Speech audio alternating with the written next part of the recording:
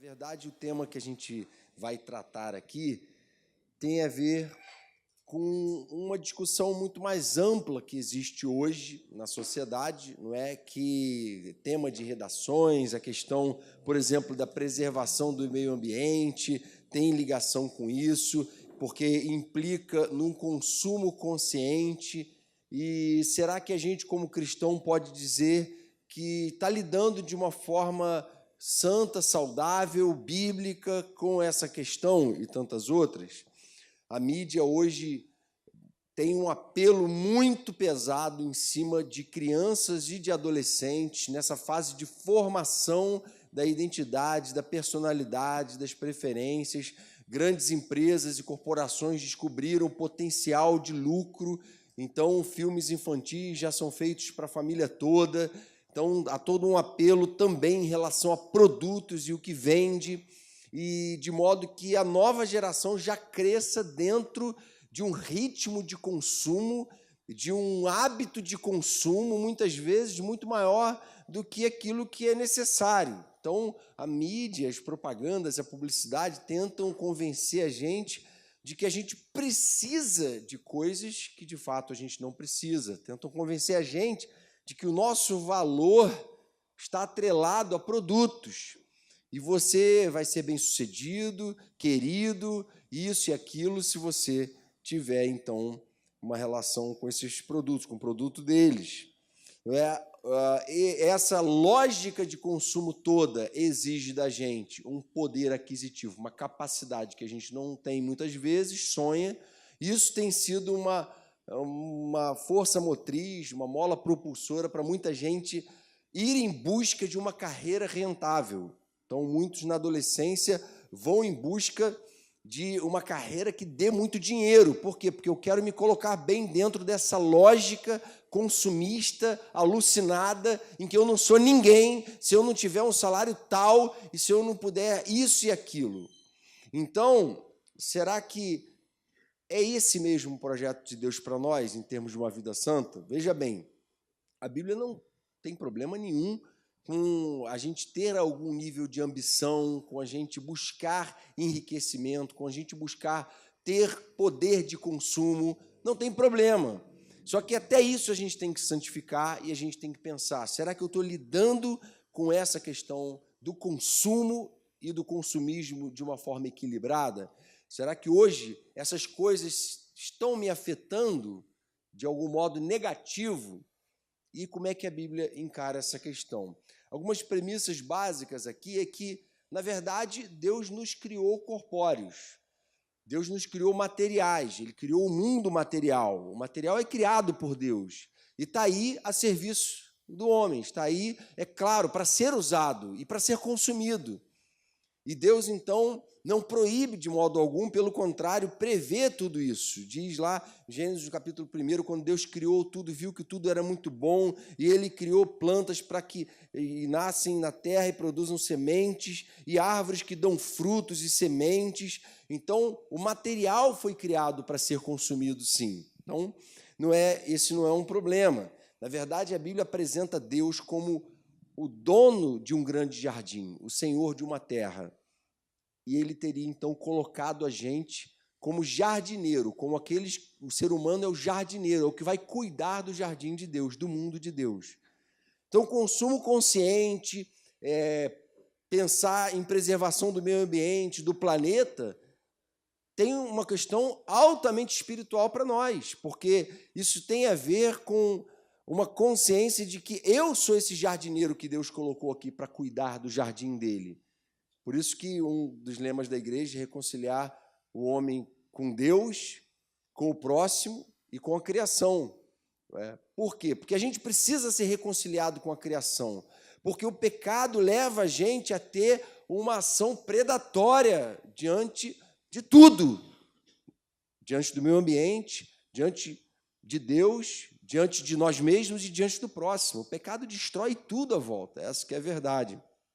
Também, é claro, alimentos a gente precisa para ter energia, a gente precisa de coisa para vestir, isso é natural. Um articulista na revista Ultimato, uma vez, numa pesquisa que eu fiz, dizia o seguinte: consumo é inerente à vida humana, sendo mesmo atributo da cidadania. Então, faz parte da vida humana, da vida como cidadão, o fato de consumir. Isso não é em si uma coisa ruim. A gente precisa parar e pensar. Então, qual é o problema? O problema nosso aqui está com a cultura consumista, com uma cultura que muitas vezes está distorcendo e pervertendo. Aí ele continua explicando o seguinte: então, o consumo é uma coisa natural, faz parte da cidadania do viver no mundo. Mas o consumismo é outra coisa. É aquele comportamento que leva a pessoa a emprestar valor demasiado às coisas possuídas, por meios lícitos e ilícitos, na certeza de que as coisas mais caras, mais raras e mais melhoradas podem trazer bem-estar íntimo. Opa, agora a gente tem um problema aqui. Por quê? Porque a gente está falando de um relacionamento entre o ter e o ser, não é? Isso tem tudo a ver com a alma, tem tudo a ver com o que a gente é. Ou seja, peraí, então quer dizer que agora, dentro dessa cultura consumista, eu, possuindo certas coisas, vou obter um bem-estar para a minha alma, que vai me trazer um conforto, uma estabilidade emocional e sentido de valor? O que eu tenho vai agregar valor a mim? Opa, aí já começa a ficar espiritual o problema. Não é simplesmente uma questão material. É por isso que a gente, às vezes, costuma falar que a questão de dízimos e ofertas na igreja não é uma questão material, é uma questão altamente espiritual.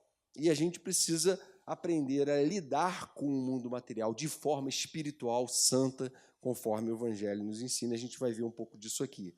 Luiz Saião, que é um filósofo batista muito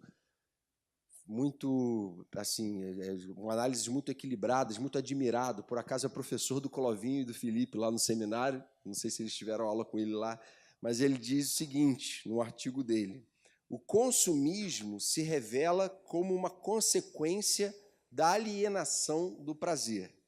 Quando o homem, por uma busca incessante por prazer e felicidade, por isso alienação, passa a buscar nas coisas de fora aquilo que não encontra mais em si mesmo. Essa busca do lado de fora de coisas que vão me trazer valor e prazer, que vão me trazer sentido para a vida. Pô, hoje eu estou meio mal, preciso ir para o shopping. Não estou falando que está errado não, tá, gente? Tem gente que gosta de dar voltas, espairecer, serotonina, né? Cria ali substâncias de prazer no cérebro. Beleza, não tem problema. O problema é quando isso começa a ficar patológico, né? E isso revela um estado adoecido de alma. Então, será que não é possível que alguém que, mesmo tenha sido batizado e vive em comunhão com a igreja, não esteja se deixando levar por uma sedução consumista? Algumas questões para a gente refletir introdutórias. Será que a gente não tem dado... Será que a gente pode dizer que tem dado ao mundo o exemplo de consumo consciente? Será que a gente tem sido um bom jardineiro no mundo de Deus, lidado com responsabilidade com essa questão? Será que é possível haver em nosso meio gente se sentindo inferiorizado por não ser de uma família com bom poder aquisitivo? Porque essas questões, gente, não são meras questões sociais ou materiais. São questões de uma compreensão falha do Evangelho, de uma compreensão falha do que é ser igreja e de uma compreensão errada do que a gente está fazendo aqui. Se essas coisas estão afetando a gente, é porque a gente ainda não entendeu o beabá do Evangelho. E a gente precisa parar e pensar um pouco a respeito disso. Então, que pecados a Bíblia diz que estão atrelados ao consumismo? O primeiro deles é a idolatria. Pô, Jonas, como assim? Idolatria não tem nada a ver, uma coisa não tem nada a ver com a outra, se viajou totalmente agora. Veja bem, a idolatria é a busca de satisfação para a alma em outra coisa que não Deus. Ou seja, pessoas que vivem tristes e deprimidas porque não conseguem ostentar um determinado padrão de vida ou de consumo, porque o sistema de valores dela está comprometido. Gente que acredita que se conseguir um determinado poder aquisitivo, se conseguir chegar lá, vai ser feliz, finalmente vai ser feliz. Chegar lá no sentido de uma meta, de uma expectativa salarial, de uma expectativa de ganho. E aí a gente vê um cara na Bíblia como Davi, que era um rei de Israel, no tempo áureo de Israel, por isso muito rico. E ele diz assim, olha, alguns confiam em carros, outros em cavalos, mas nós confiamos no nome do nosso Deus. Os carros aqui eram os carros de guerra. Ele está falando, olha, tem gente que entra na guerra acreditando que o potencial bélico e armamentista é o grande lance. Mas eu sou rei, sou poderoso, minha nação está tendo grandes vitórias, mas eu não confio em nada disso. Eu sei exatamente aquele em quem eu posso confiar. Ele faz essa reparação. Tem um texto que eu gosto demais que trata desse assunto, em Isaías 55, em que ele vai exatamente no ponto. Ele diz assim, venham todos vocês que estão com sede, venham às águas, e vocês que não possuem dinheiro algum, venham, comprem e comam. Por que gastar o dinheiro naquilo que não é pão? E o trabalho árduo naquilo que não satisfaz? Escutem-me e comam o que é bom, e a alma de vocês se deliciará com a mais fina refeição. O que Isaías estava revelando aqui? Gente, tem um monte de gente buscando saciar a alma com recursos financeiros, materiais, e nada disso está conseguindo tapar o buraco que só Deus pode preencher no coração e na alma. Por quê? Porque criou ídolos. Lembra da história do jovem rico? A maioria deve já conhecer. Aquilo era um ídolo para ele. Para ele era a riqueza que era tudo. E aí é verdade que a gente tem coisas muito importantes na nossa vida. Não é? A gente, por exemplo, uma coisa importante, você ser querido e aceito no meio que você está vivendo. Todo mundo quer ser amado, quer ser querido, quer ser aceito. Isso é importante? É legal, é importante. Você ter uma condição social digna é legal, é importante? Isso é importante.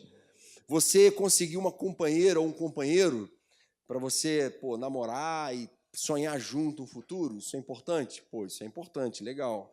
Constituir família, quem sabe. Ter um ministério na igreja é importante? É importante. Todas essas coisas são boas e importantes. Mas o que não pode acontecer é que nenhuma dessas coisas venha a se tornar, ou que qualquer dessas coisas venha a se tornar um ídolo para nós. Venha a se tornar aquilo que dá sentido à nossa vida, aquilo em que a gente se apoia, aquilo em que a gente confia. Porque aí a gente vai estar sendo idólatra.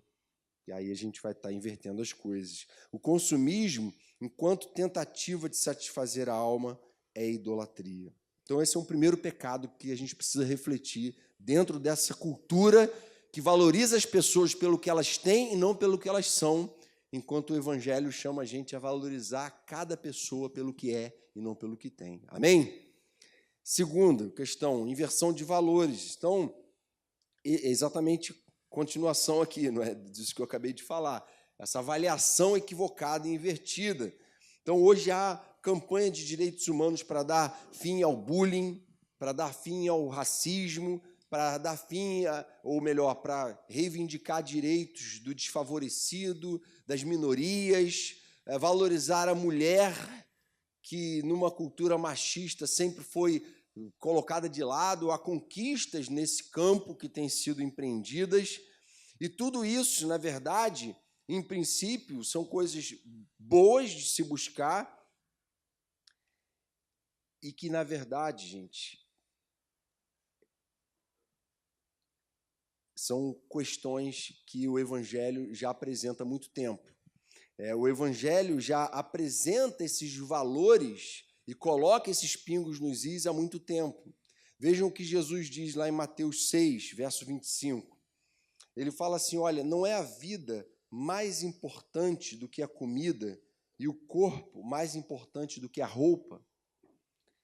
Observem as aves do céu, não semeiam nem colhem, nem armazenam em celeiros. Contudo, o Pai Celestial as alimenta.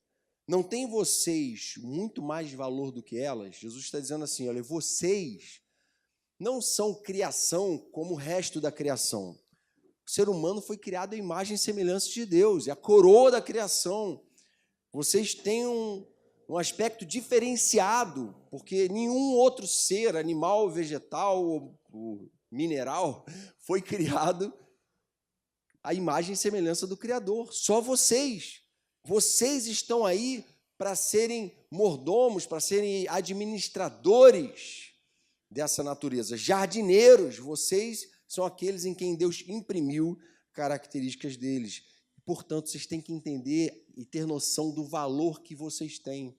Jesus diz assim, em Lucas 9:25, que adianta o homem ganhar o mundo inteiro se vier a perder-se ou a causar dano a si mesmo? Jesus está falando, olha, cada pessoa, independente de sexo, cor, raça, etnia, cultura, conjuntura social, tem um valor pleno como ser humano criado à imagem e semelhança de Deus. E essa verdade, por mais que pareça simples e óbvia, é revolucionária num mundo segregador. Esse espírito segregador está no coração do homem pecador desde a queda. Esses dias, num paredão, numa célula, perguntaram, né,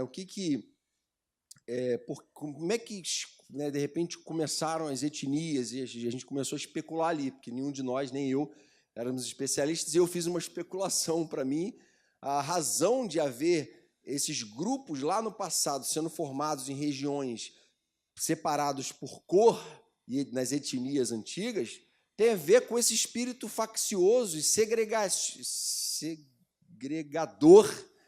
do homem, do coração do homem. Não, você é diferente da gente, vai para lá. Não, a gente aqui. E o homem vai se separando, se segregando. Só que, quando a gente olha para o Evangelho, o que a gente vê é Jesus colocando os valores no lugar certo. E sabe o que Jesus, além de atribuir valor à alma, o apóstolo Paulo explica assim, em Gálatas 3:28, olha, em Cristo não há judeu nem grego, homem nem mulher, escravo nem livre, porque Cristo é tudo em todos. Amém? Então, o que ele está falando, gente, esse espírito segregador, essa coisa de a gente aqui, a nossa galerinha aqui, não, ninguém entra, ali é inferior, esse tratamento de camadas, de estratos, não é? Você não é da minha galera, essa coisa esse fechamento, essa panelinha diabólica que é do pecado do coração do homem, o Evangelho redime e fala, olha, em Cristo não há mais escravo, livre, homem e mulher, porque todos têm igual valor diante de Deus, não importa nada disso. Diante de Deus, todo mundo foi criado à imagem e semelhança dele, por isso tem potencial, por isso tem capacidades e por isso é digno. É um ser humano digno e por isso valioso, é uma alma. Gente, muito antes de qualquer campanha humanitária, humanista, da Rede Globo, de qualquer canal, o Evangelho já ensina isso. O que a gente tem hoje de valores humanos positivos na sociedade é fruto da construção cristã que fez a gente chegar até aqui. Né? Construção cristã não só do Brasil, mas de outros países que foram sendo construídas. Em Cristo, essa inversão de valores é abolida. Terceiro pecado, que isso pode afetar a gente, a questão do consumismo, de uma relação equivocada com o material, a arrogância. Não é? Pessoas com um poder aquisitivo alto começarem a ter uma postura arrogante socialmente e assim por diante. Deus resiste aos soberbos e dá graça aos humildes. A gente conhece um Deus que, sendo Deus exaltado, soberano, se humilhou e assumiu forma de servo. Deixou a sua glória e assumiu forma de servo. E Filipenses 2 descreve a figura do servo sofredor e os teólogos chamam do estado humilhado de Cristo. Por quê? Porque é o Criador assumindo forma de criatura.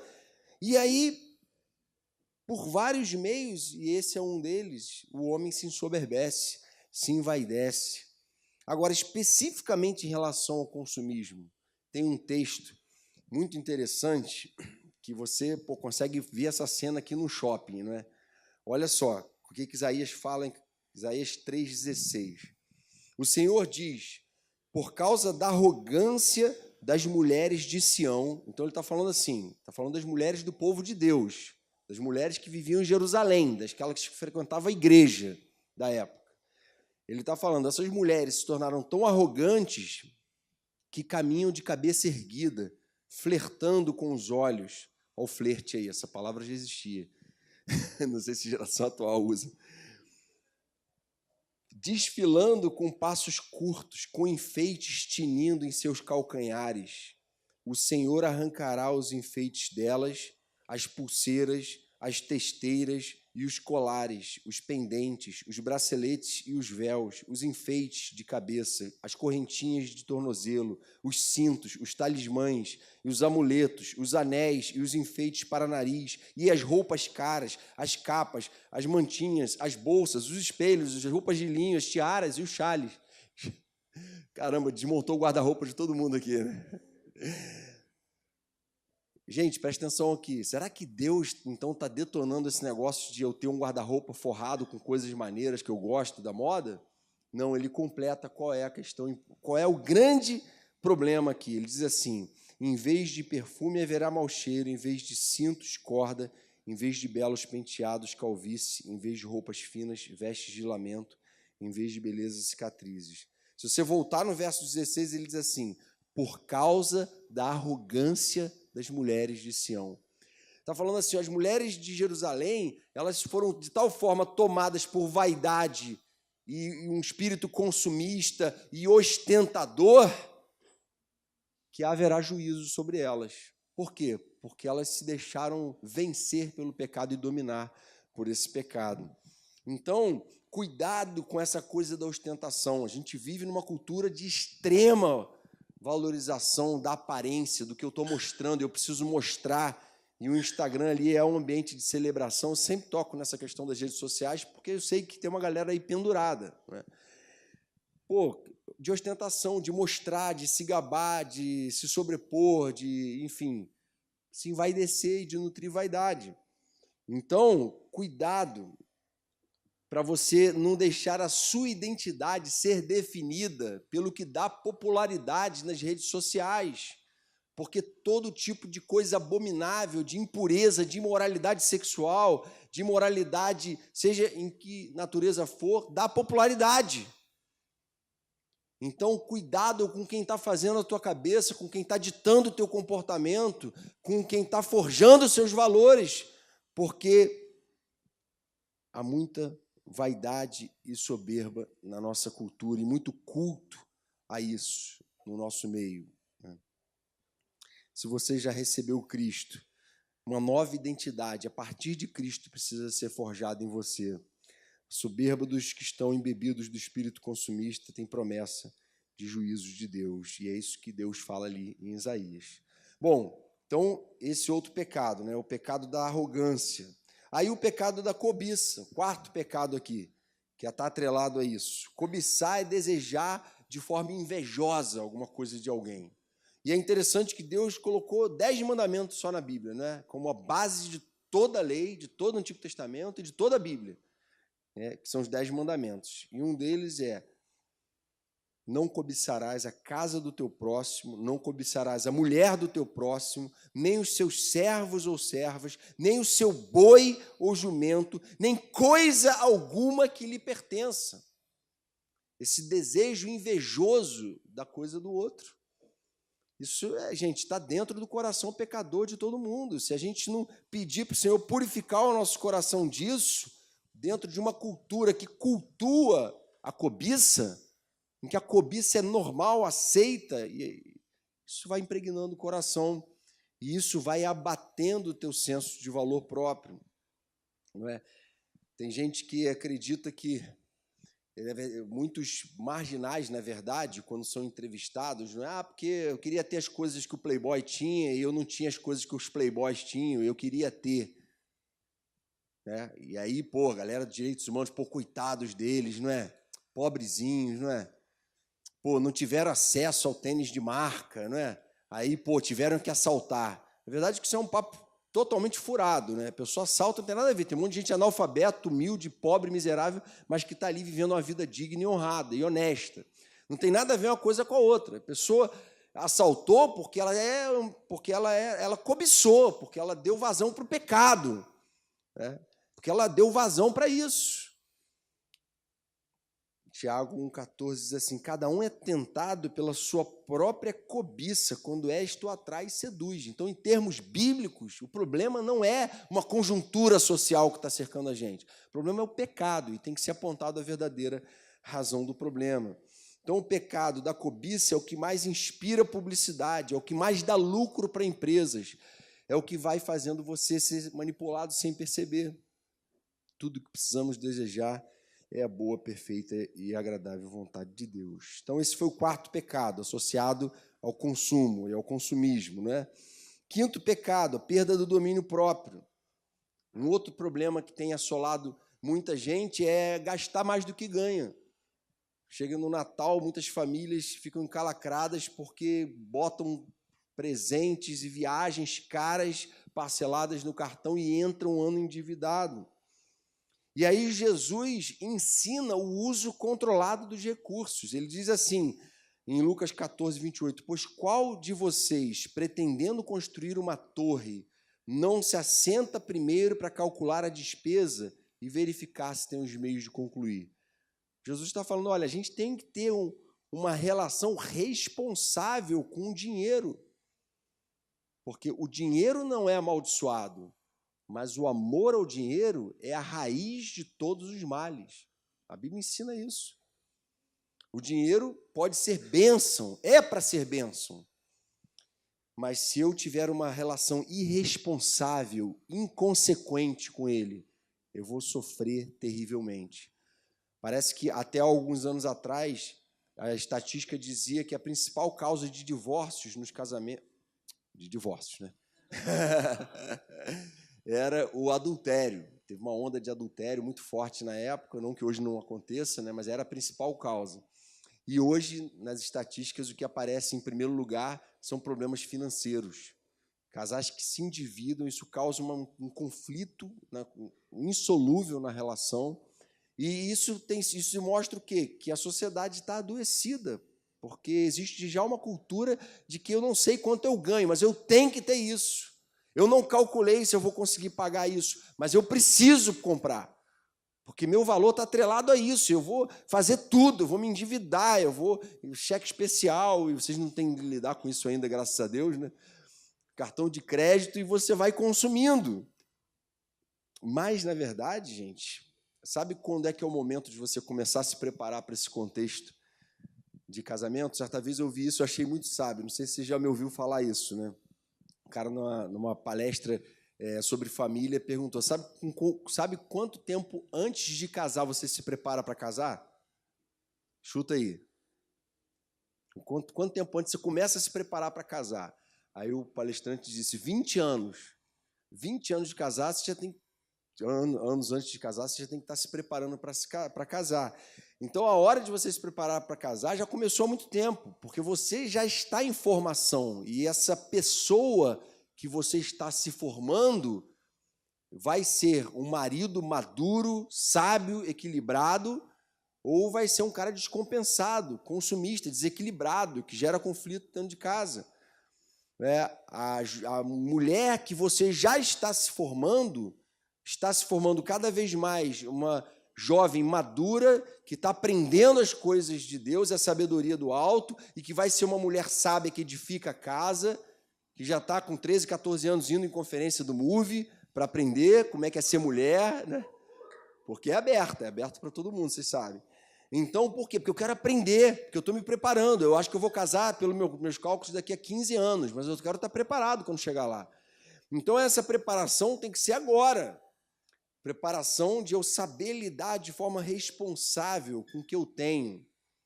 E aí, gente, dentro desse exercício, eu queria saber que você refletisse sem responder.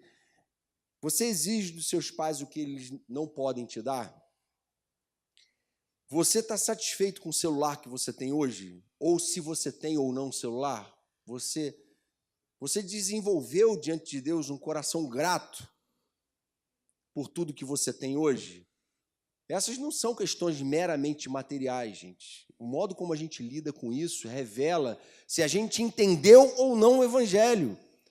Se a gente tem o Espírito Santo ou não, revelam se a gente nasceu de novo ou não, se a nossa experiência com Jesus é real ou não.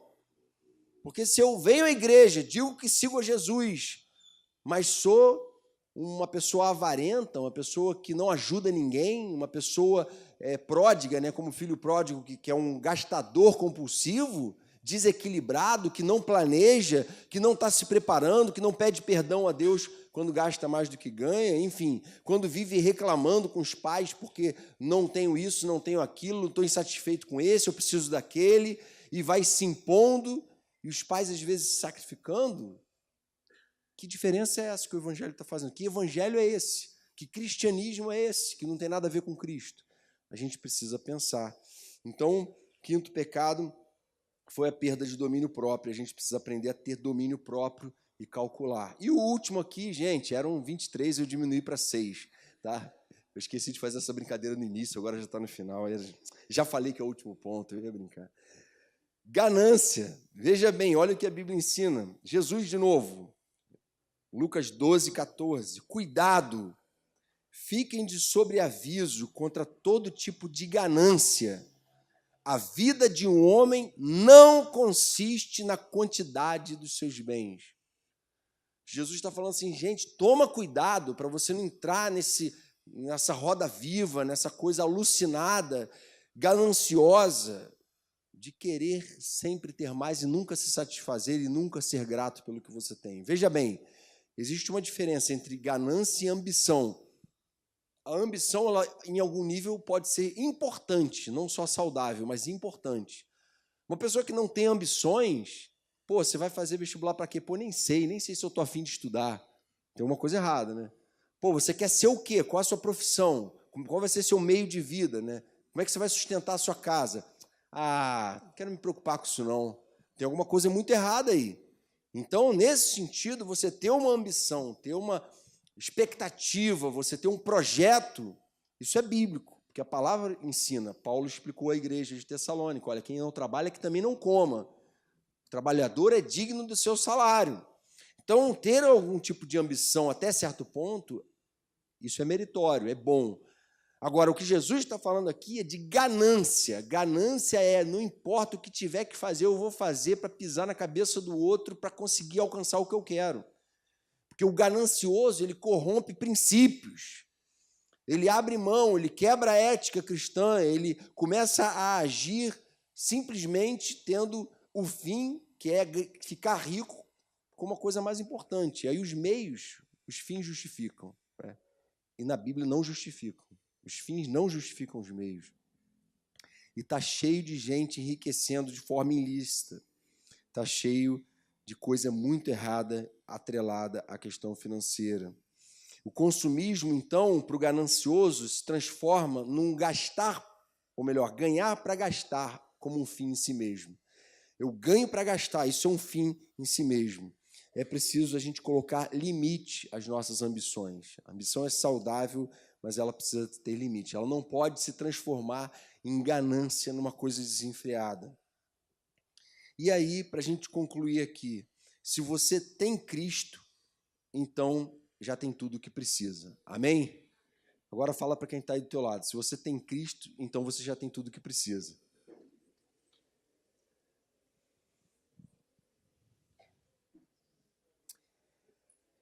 Gente, parece tão simples falar isso, não é? Mas a gente falar, Senhor, olhando para o tênis que eu estou vestindo, para o relógio que eu estou usando, olhando para o... não é Apple Watch, tá? É só imitação que eu ganhei, tá? Alguns podem estar pensando, ele está falando, mas ele está usando o Apple Watch. Não é, mas é uma imitação muito fiel, não é não? Depois eu dou o link do Mercado Livre.